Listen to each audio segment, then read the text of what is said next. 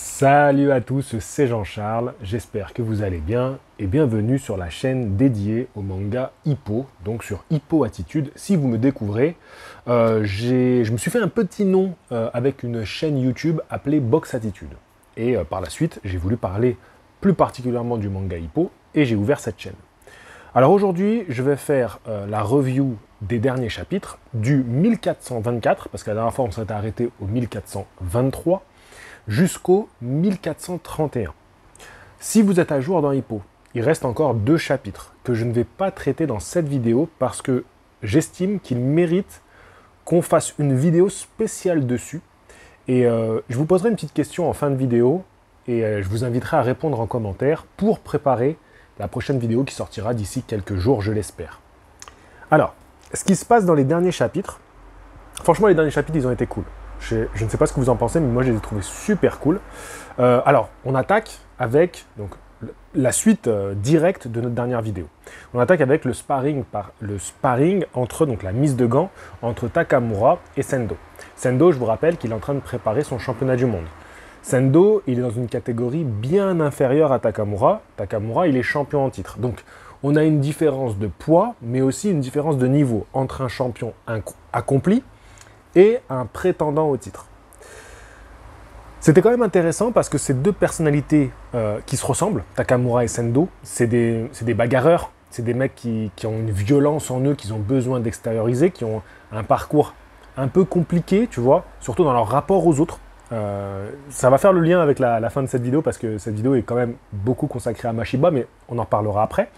Donc finalement, leur affrontement, même si c'est une mise de gants, ça nous intriguait, déjà en termes de personnalité, mais aussi qu'est-ce qu'il va nous montrer Sendo, parce que Sendo, il est forcément en train de préparer une tactique pour battre le champion Ricardo. Donc il y a eu ce fameux match dans l'angle mort. Je pense que je vais le mettre dans la miniature, parce que c'est marrant l'angle mort en ce moment, on en rigole beaucoup avec Cédric Doumbé qui se moque de Fernand Lopez dans le monde du MMA. Alors, ce qui s'est passé, c'est qu'il y a une série de combinaisons envoyées par Sendo, qui sont assez connus, notamment de la part de Takamura. Donc elles étaient prévisibles, il les a vues venir.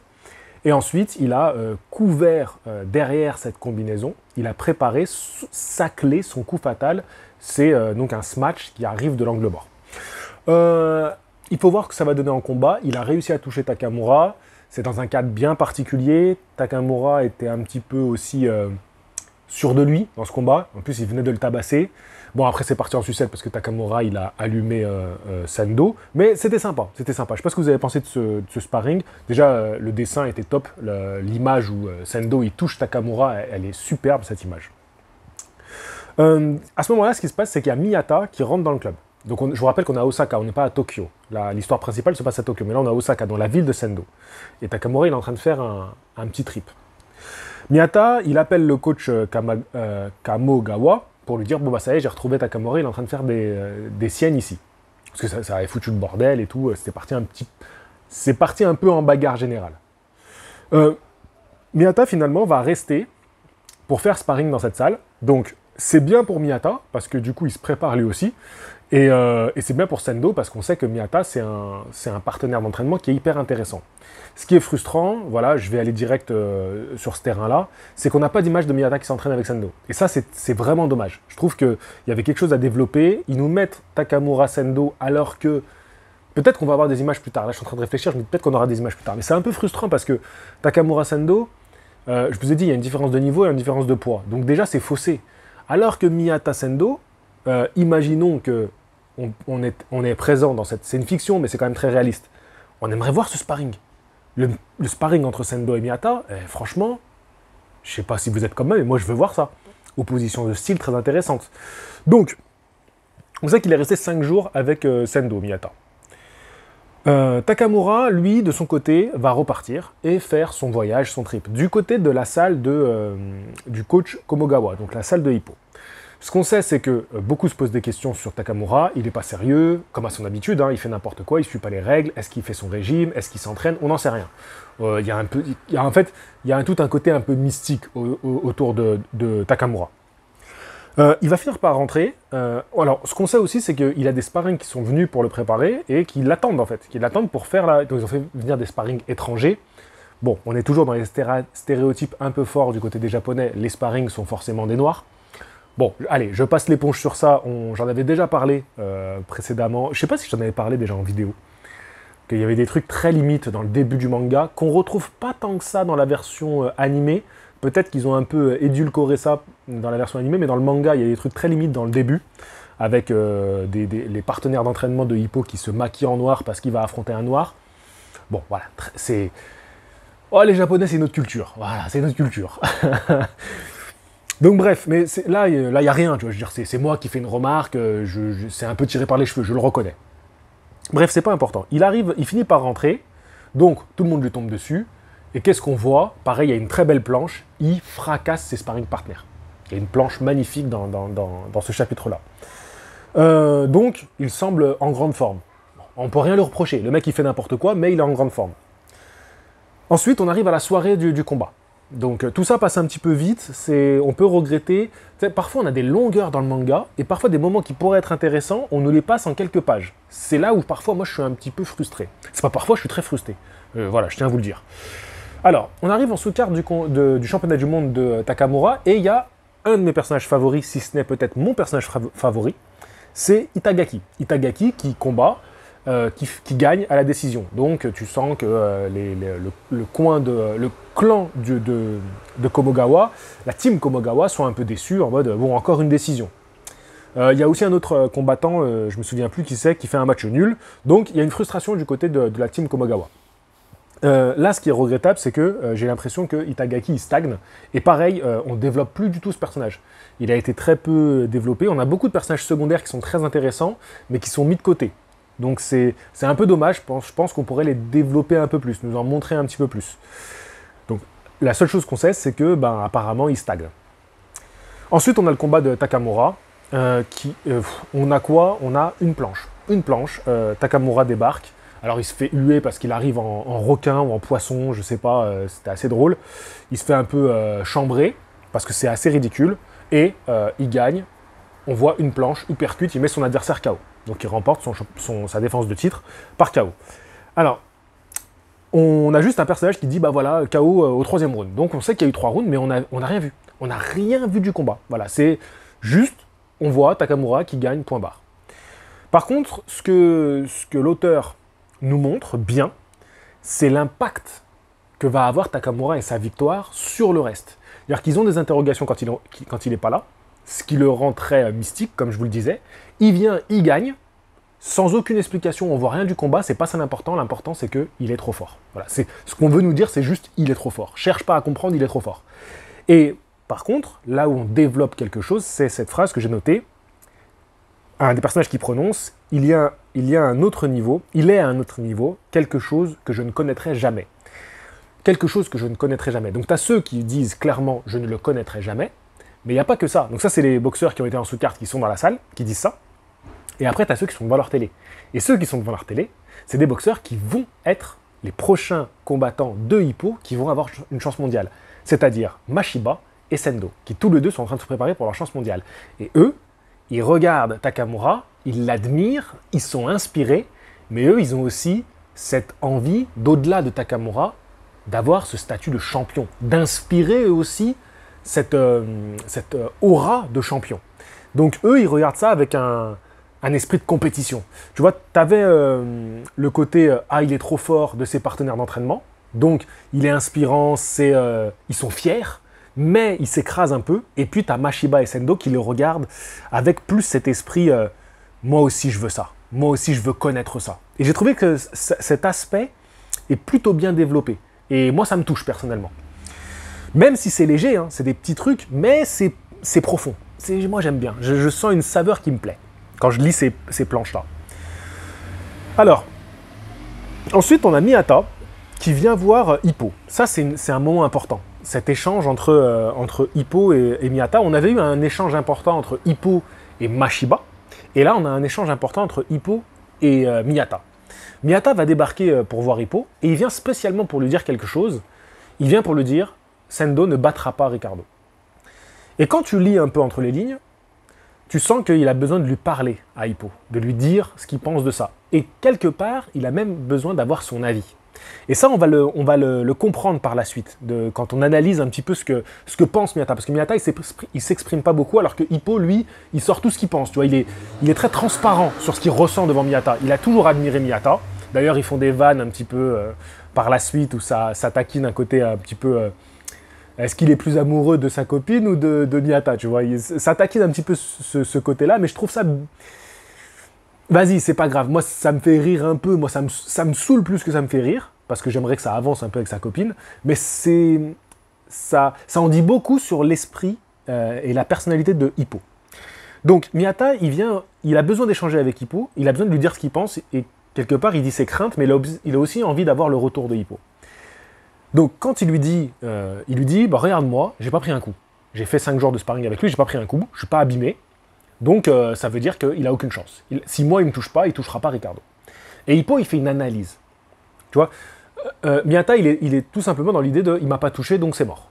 S'il me touche pas moi, il peut pas faire un championnat du monde. Hippo, lui, il rentre dans une analyse un peu plus profonde. Tu vois, c'est très superficiel ce que dit Miyata. Alors que Hippo, il va plus loin. Hippo, déjà, il revalorise le niveau de Miyata. Il dit, bah Miyata, si tu as pas été touché par un mec qui va faire un championnat du monde, c'est que tu as un super niveau. Il dit, mais toi, défensivement, tu es hyper fort. Et là, vu que tu es dans un contexte où tu sais qu'il n'avait pas de sparring, c'est quelque chose qu'ils ont beaucoup répété, bah, tu as voulu te protéger aussi et pas prendre trop de coups. Parce que si tu te blesses, si tu prends trop de coups, si tu as besoin de te reposer, il ne peut plus travailler. Donc tu as fait ton rôle de sparring et tu as évité de prendre des coups. Tu vois ce que je veux dire? Enfin, tu vois ce que Hippo veut dire? C'est pas moi qui le dis, c'est Hippo. C'est intéressant ce qu'il développe. Et après, il va plus loin. Il dit, oui, tu n'as pas pris des coups pendant le sparring, mais en combat, ça sera différent. Parce que vous vous ressemblez avec Ricardo, et il y aura quand même cette volonté de battre par KO Sendo. Et du coup, il y aura une prise de risque qui va faire que Sendo pourra attraper son adversaire.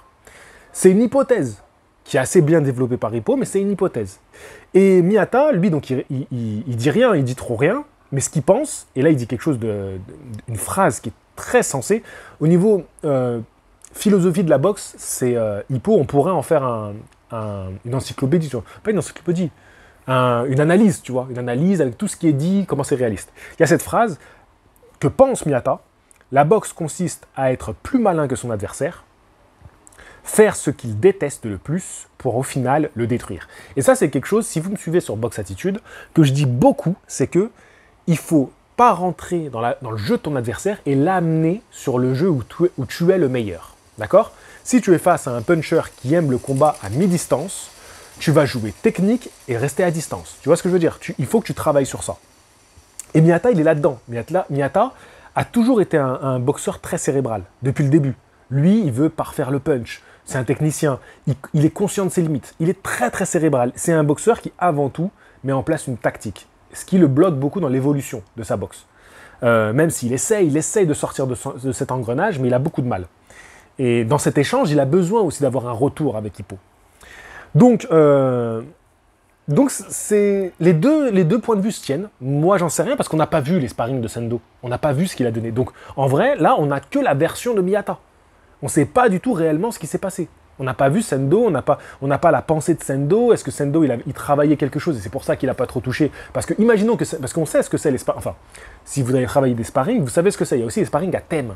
Si Sendo, il était obsédé par travailler sa nouvelle technique, c'est possible qu'il y ait des occasions où il aurait pu toucher, mais comme il travaillait une thématique, il ne pouvait pas toucher Miyata. Tu vois ce que je veux dire? Parce qu'il est en train de développer quelque chose, tu vois?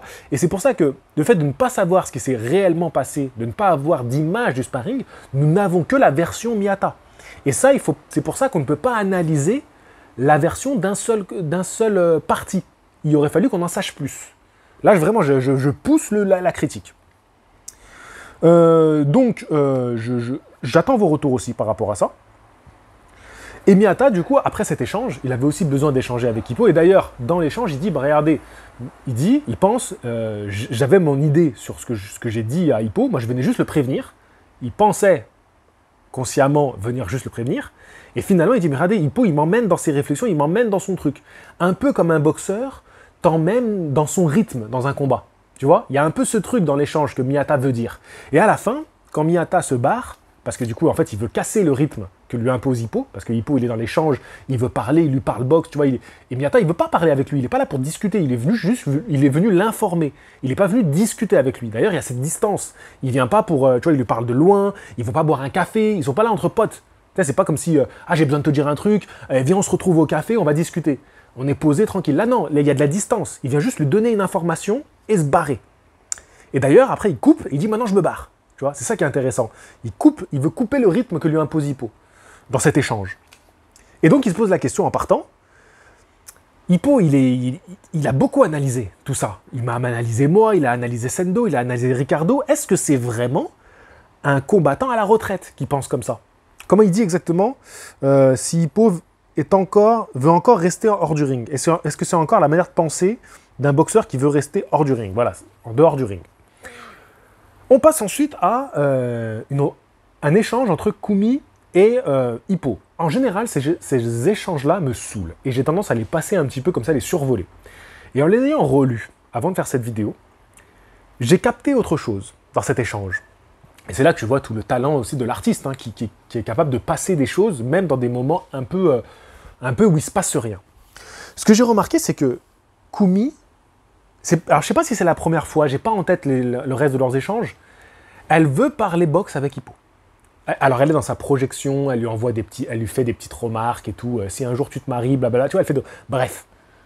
Mais là, elle veut lui parler boxe parce qu'elle veut savoir son avis par rapport à Rosario, Marcus Rosario, qui va être le prochain adversaire de Mashiba, et c'est le plus haut niveau que Mashiba va affronter. Et en fait, elle a besoin de savoir, parce qu'elle n'arrive pas à situer son frère par rapport au niveau mondial, ce qui est normal. En fait, on est tous comme ça. Et même si on est un super analyste de boxe, quand un combattant qu'on suit arrive à un niveau supérieur, on a toujours cette interrogation, est-il au niveau ou pas?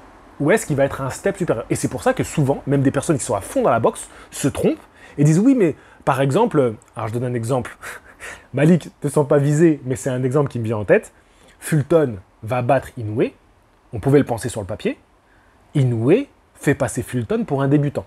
Et en fait, il y a des niveaux comme ça. Alors, là, c'est pas l'exemple que je voulais donner à la base, parce que l'exemple que je donne à la base, c'est un combattant qui n'a jamais eu de chance mondiale qui affronte un combattant champion. D'ailleurs, Hippo le dit bien, au niveau mondial, il n'y a pas de combat facile. Il le fait comprendre ça. C'est ce qui répond à Kumi. Il lui dit, à ce niveau-là, un champion, c'est pas des mecs faciles. Tu vois, c'est pour ça que quand j'ai des haters qui viennent et qui taclent les gens, mais j'ai envie de leur dire, mais vous êtes des malades, vous vous rendez pas compte de ce que c'est que d'être un champion du monde. Mais même d'avoir une chance mondiale, c'est quelque chose. Donc des fois, des gens qui te disent ça, cette phrase de Hippo, elle est lourde de sens de dire que, hey, vous vous rendez pas compte, un champion du monde, c'est une dinguerie. Le parcours qu'il faut pour devenir champion du monde, c'est pour ça que quand on dit, parfois, t'entends des gens dire qu'un champion du monde, ouais, mais qui l'a affronté? Quel est son palmarès? T'as envie de leur dire, mais d'où tu sors, toi? Tu sais quel est le parcours du combattant pour devenir champion? Alors oui, il y a des parcours facilités. Oui, il y a des parcours où le niveau est plus faible. Mais il faut y aller quand même pour devenir le numéro 1. C'est des centaines, voire des milliers de gars qui veulent prendre ta place au niveau amateur, au niveau de ta ville, en plus de ton pays, de ton continent, et ensuite du monde. Il y a tellement de mecs qui veulent ta place. C'est un truc de ouf. Et même une fois que tu as ta chance, tu n'es pas sûr de gagner. Bref, donc je trouvais que c'était intéressant comment Hippo lui répond. Et dans leur échange, quand Hippo il parle boxe, ce qui est drôle, et ça en montre encore sur la personnalité du personnage, quand il parle boxe, il est beaucoup plus loquace. Il n'arrive pas à parler à Kumi. Il a du mal à s'exprimer avec elle. Il ne peut pas lui parler de ses sentiments. Mais quand elle le lance sur la boxe, alors là, c'est un moulin à parole. Tu vois, là, ça y est, il lui parle, il est dans son truc, il commence à analyser le combat, il est à fond. Tu vois, il lui dit tout, même des choses que peut-être il ne devrait pas dire, parce que est-ce qu'elle a besoin d'entendre tout ça? Non. Est-ce qu'elle peut comprendre ce qu'il dit? Non. Elle a besoin d'être rassurée. Tu vois, là, c'est une femme qui a besoin d'être rassurée. Et je dis pas ça parce que c'est une femme. Ça peut être dans le cas d'un homme. Tu vois, Hippo, parfois, il aura besoin d'être rassuré et que Kumi le rassure. Mais là, on est dans la situation où c'est une femme, une sœur, qui a besoin d'être rassurée. C'est tout. Elle n'a pas besoin d'entendre l'aspect technique. Elle s'en bat les reins, Kumi, de l'aspect technique de la boxe. Elle n'est pas coach de boxe. Tu vois, elle s'en fout. Mais bref, donc c'était intéressant de voir comment Hippo il se lance dans un monologue. J'ai beaucoup parlé, 19 minutes déjà. Mais finalement, il y a beaucoup de choses à dire sur ces chapitres. Et maintenant, on arrive à la dernière partie. Mashiba est différent. Et on a toute l'histoire de Mashiba. Je vais faire une vidéo sur l'histoire de Mashiba, parce que je me suis dit, en fait, il y a de la matière pour faire... Et puis j'ai vu qu'aussi beaucoup d'autres créateurs de contenu manga faisait ça. Parfois, l'histoire d'un personnage. Et donc, je me dis, bah là, c'est l'occasion de le faire. Je vais parler de l'histoire de Mashiba. Donc, je ferai une petite vidéo de peut-être 5-6 minutes où je raconterai son histoire. Un peu plus écrite, un peu plus montée que ce que j'ai l'habitude de faire. À la base, cette chaîne, c'était vraiment pas une chaîne où je voulais consacrer du temps ou de l'énergie, parce que je donne beaucoup de temps sur Box Attitude. Mais là, j'ai envie de le faire. Donc, je le ferai d'ici quelques semaines, tu vois, je pense que je ferai ça. Je pense que d'ici 1 ou 2 semaines, je pourrai le faire. Donc voilà, l'histoire de Mashiba, je pense que je vais faire ça. Et alors, on va en dire un petit mot quand même si je vais faire cette vidéo, on va dire un petit mot. Mashiba, on en apprend un peu plus sur son histoire. Mashiba, on sait que c'est un sociopathe, je crois que c'est ça qu'on dit. Mec, c'est un timbré. C'est un timbré. Mentalement, il a des gros soucis. Et là, on exprime vraiment ce côté qu'il a un truc, tu vois, dans sa tête. Tu vois, des fois, il pète un câble. Et ce qu'on apprend, c'est que, alors on sait que c'est des orphelins, Mashiba et Kumi, tu vois, c'est donc frère et la sœur. On sait que c'est des orphelins. On sait qu'ils s'occupent l'un de l'autre. On sait que c'est Mashiba qui a pris le rôle un peu de tuteur, même si c'est beaucoup Kumi qui s'occupe des choses. Parce qu'elle est plus adaptée à la société, en fait, que lui. Mais il a pris ce rôle à cœur. Mais ce qu'on ne savait pas, c'est est-ce qu'il était devenu sauvage depuis la mort de ses parents, ou est-ce qu'il a toujours été comme ça? Et ce qu'on apprend, c'est qu'il a toujours été comme ça. Il a toujours eu ce problème de violence, de cette incapacité à stopper cette petite voix dans sa tête qui le pousse à avoir un acte violent. Et même qui l'incite à faire ça. Donc on sait qu'il a des problèmes de violence, ses parents ne peuvent pas le gérer, ses parents meurent, donc là on est vraiment dans un truc où il y a ce drame, il se retrouve seul avec sa sœur, ils n'ont plus confiance en personne, parce qu'on voit les gens qui viennent lui parler à ce moment-là, tu vois, les gens qui disent qu'il faut s'occuper de l'argent, tout ça, bref, tu vois ce que je veux dire, tu vois, ça doit être des agents, ça doit être des assistantes sociales, tu vois, il a tout un système qui se met en place dans ces cas-là, mais le système, il n'en a pas confiance, il n'a pas confiance en ces gens. Lui, c'est que sa famille, c'est que sa sœur, c'est tout. C'est la seule personne en qui il oriente une pensée autre que vers lui-même, tu vois. C'est que sa sœur. Le reste, c'est des gens qui sont flous, tu vois. C'est des silhouettes. Ils ne représentent rien de palpable pour lui. C'est que des bruits, des sons, tu vois. Il n'est pas à l'aise avec ça. Et par contre, malgré ça, il se retourne vers sa sœur à chaque fois et il lui dit « Je vais gérer ». Sa sœur est importante, tu vois. Sa relation à sa sœur est importante. Vraiment, je suis dans une réflexion de tout ça. Vous me direz vraiment ce que vous en pensez. Peut-être que vous allez me dire « Je sais, tu pars en sucette ». Et à ce moment-là, il a encore sa violence le pousse à côtoyer des personnes de plus en plus violentes. Et il va il y a une sorte de gangster qui va l'amener dans une sorte de traquenard. Il va dire, bon viens, je te paye, tu viens. Il va se bastonner avec des gars, donc il va régler des comptes pour ce mec. Et il va lui dire, non, moi je ne m'attendais pas à faire ça. Je veux pas faire ça en fait. Donc laisse-moi tranquille, je me casse. Tu vois, Mashiba, c'est pas un mec il est pas là pour faire des explications. Ça me plaît pas, je me casse, point barre. Et l'autre, il lui dit, bon, comme tu veux, tu vois. Mais ayant fait ça, les clans là qu'il a tabassés, ils l'ont repéré, Mashiba. Donc, ils veulent se venger. Ils vont tomber sur lui, ils veulent se venger. Et à ce moment-là, Mashiba, lui qui refuse cette violence, parce qu'il a aujourd'hui, à ce moment-là de l'histoire, il a un rôle à tenir auprès de sa sœur, donc il a une raison de ne pas laisser sa violence exploser. Donc il décide de se laisser faire tabasser. Mais les mecs, ces petits cons là qui sont venus le tabasser, ils vont lui dire, erreur fatale, ce qu'ils vont lui dire. Ils vont dire, ah mais attends, il n'a pas une sœur lui, parce qu'ils voient qu'il le tabasse, l'autre il s'en fout, l'autre il se fait tabasser, tout va bien, ça reste quand même un manga. Et ils vont dire, ah mais il n'a pas une sœur lui, on va aller voir sa sœur, on va lui régler son compte. Et là, comme Mashiba, s'il se retenait, c'est juste pour sa sœur. C'est pas parce que il veut pas les tuer. Il se retenait pour sa sœur, il parle de sa sœur, bim, ça fait péter le petit cadenas qui retenait le monstre en lui, ça fait sauter le cadenas, il les massacre tous. Et là, il se retrouve en prison. Donc là, c'est vraiment la descente aux enfers. Tu vois, il se retrouve en prison. On va dire c'est le plus bas. Comment on s'en sort de ça? Il sort de prison. Sa sœur, du coup, a été placée dans la famille, parce que du coup, elle n'avait plus son tuteur, elle a été placée dans de la famille. Même si, là, c'est un peu dommage, on n'a pas trop d'image de sa sœur, on ne sait pas ce qu'elle pense de tout ça, on ne sait pas ce qu'elle a ressenti à ce moment-là. On est centré sur Mashiba. Et là, il va avoir... Alors, je ne sais pas ce qui est cet assistant qui vient le chercher à la fin, quel lien ils ont réellement. Alors, peut-être que j'ai zappé, peut-être que ça a été dit plus tôt et que j'ai oublié, c'est possible. Ce mec-là qui vient le chercher et qui s'occupe de Mashiba. Et Mashiba, c'est peut-être la première personne qui voit réellement. Et il se dit, mais en fait, parce qu'il se pose la question, mais qu'est-ce que tu fous là, toi? Pourquoi tu t'intéresses à moi? Et cette personne va dire à Mashiba, est-ce que tu as pensé à faire du sport? Mashiba, il n'a jamais pensé à ça. Et là, on arrive à la boxe. Mashiba fait de la boxe. On découvre tout ça. Donc, Mashiba, quand il fait de la boxe, il découvre quelque chose de nouveau, c'est qu'on l'encourage, on le félicite, on est heureux de le voir être violent. Et il se dit, mais attends, je viens de taper un mec et on m'a dit bravo. J'ai frappé tout ce qu'on me refusait jusque-là. C'est-à-dire que jusqu'à maintenant, quand j'ai tapé, ça m'a amené que des emmerdes. Tu vois, quand j'ai tapé, ça a amené des emmerdes à mes parents. Quand j'ai tapé, ça a emmené des emmerdes à ma sœur. Quand j'ai tapé, ça a emmené des emmerdes à tout le monde, en fait. Et à moi, parce que je me suis retrouvé en prison. Et là, je tape et on me dit super. Et c'est la première fois qu'il a ce retour-là, tu vois. Alors oui, il y avait le gangster, mais le gangster, il l'avait arnaqué, tu vois. Il l'avait emmené en loose day, tu vois. Là, c'est pas pareil. Là, il y a un côté où on le félicite lui. Et c'est moins de manière intéressée. Et du coup, ça lui fait changer sa vision sur la violence. Il peut faire de la boxe. Et là, on a ce qui s'est passé après quand il est devenu boxeur. Donc c'était que exprimer sa violence, gagner. Il parle de Miyata en disant Miyata, c'est le premier qui m'a fait peur sur un ring. Et j'ai dû en arriver à des choses plus salaces pour gagner. Et il parle de Hippo qui l'a battu. Et il parle des sentiments. Là, on parle de sentiments qu'il a ressentis en étant un boxeur. C'est beaucoup plus intéressant parce qu'il révèle des choses. Et on a en plus de ça les personnes autour de lui qui commencent à dire qu'il a évolué. Tu vois, son entraîneur, je crois que c'est son entraîneur qui s'exprime en disant il a évolué. Il y a le journaliste qui vient le voir et qui dit ah, c'est bizarre comment il travaille au sac, il travaille plus près, c'est une stratégie. Et l'entraîneur il dit je le laisse faire comme il le veut parce que j'ai remarqué qu'il travaille intelligemment. Et de toute façon, Mashiba, c'est pas quelqu'un que tu peux contrôler. Ça, on l'a tous compris. Hippo, sa sœur, personne ne peut contrôler Mashiba. Et c'est pour ça que quand sa sœur, elle s'est un peu rebiffée contre lui, ça a créé des situations un petit peu cocasses avant. Et là, on ne parle pas de ça, là. Son entraîneur, comment il fait pour le gérer? Il doit le gérer comme il peut, tu vois. Il doit faire comme il peut avec ce mec. Et il dit, je le laisse faire un peu comme il veut, mais j'ai vu qu'il a changé. J'ai vu qu'il a évolué. J'ai vu qu'il était différent.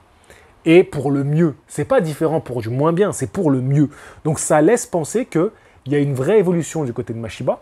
Et je dirais même plus, je crois qu'il y a une plus grosse évolution du côté de Mashiba que du côté de Sendo. Je trouve qu'entre les deux personnages, celui qui a le plus évolué, c'est Mashiba.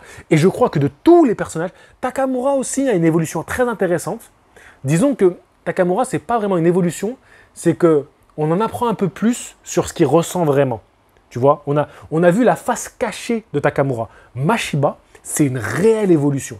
Entre le Mashiba qu'on découvre au tournoi, qui triche contre Miyata, qui perd contre Hippo, le beau-frère qu'on rencontre après Mashiba, ça devient le beau-frère de Hippo, même si ce n'est pas officiel.